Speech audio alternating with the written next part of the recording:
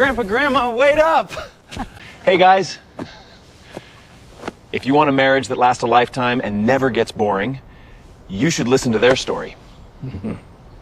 Hello everyone. I'm 88 years old and my wife here is 85.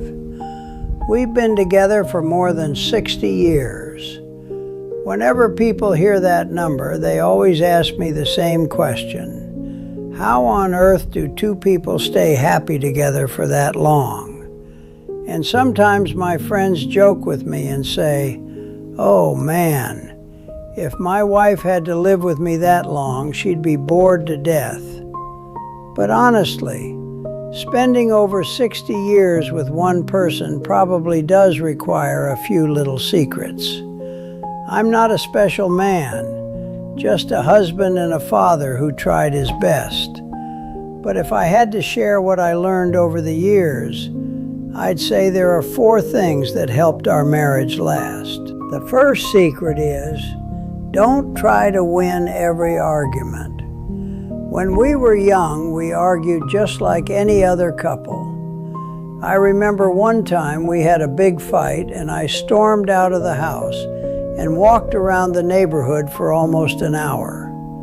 While I was walking, I kept thinking to myself, maybe I'm right, but if I'm right and she's hurt, what exactly did I win? That's when I realized something simple. When one person wins an argument in marriage, the marriage loses. But honestly, the better solution is to avoid the fight in the first place. After a few arguments when we were younger, I learned something. Whenever I feel a fight starting to grow, I try to cool things down first. I make tea, step outside, take a breath, and come back when both of us are calmer. Marriage isn't a place to prove who's right. It's a place where two people still want to stay together after the disagreement. The second secret is, keep dating each other. A lot of people think once you get married, the dating is over. But for us, it never stopped.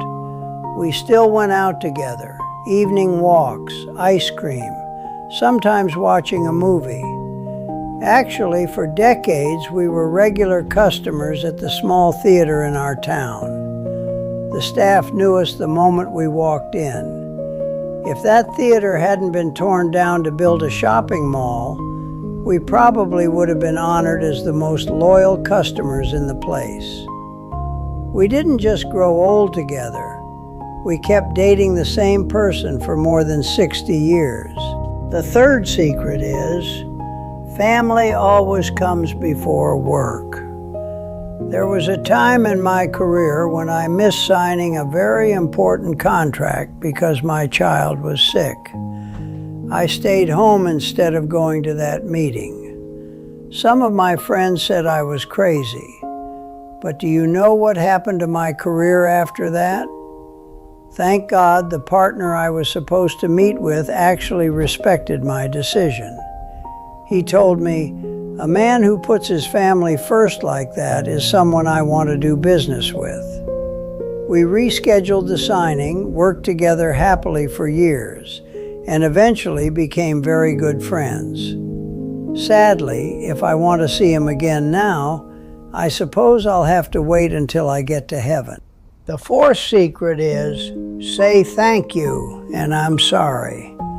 Those are very simple words, but many people forget to say them to the people closest to them. I always try to thank my wife, even for small things.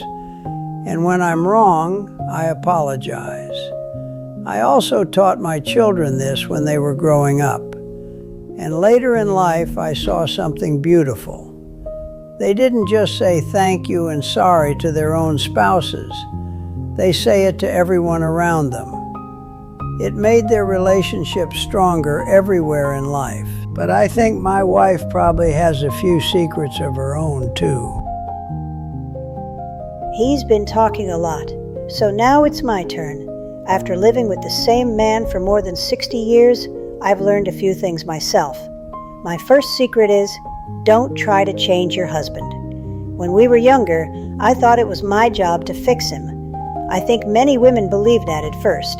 The more I tried to change him, the more he resisted.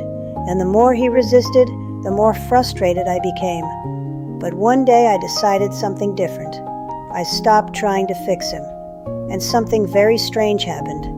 When I stopped trying to change him, he slowly began changing on his own in ways I had always hoped for. I think men have a certain kind of pride. When they feel respected instead of judged, they naturally want to become better. My second secret is stand on the same side. Life isn't always easy.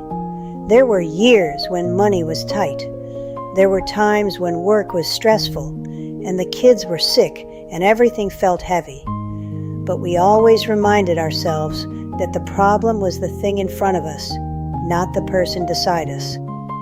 I remember one evening we were sitting at the kitchen table staring at a pile of bills.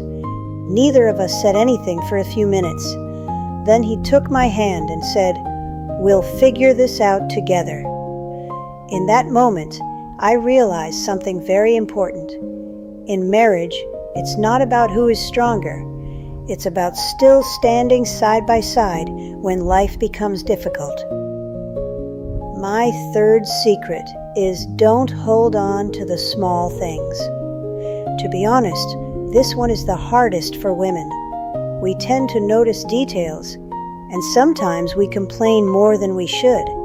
I remember many times when he forgot something and I would start nagging, saying things like, "Oh my goodness, why do you always forget this?"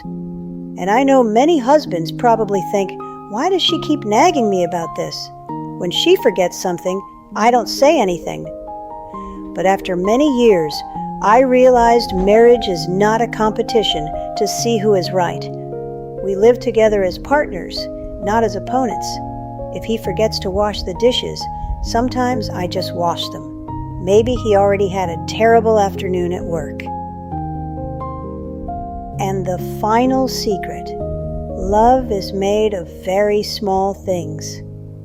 People think love has to be something big and dramatic. But after 60 years, I realized it lives in very small moments. For example, he still brings me flowers at the beginning of every week, like the flowers I'm holding right now. It's not a special occasion, just a small bouquet. But when a small gesture repeats itself for 60 years, it becomes something very big.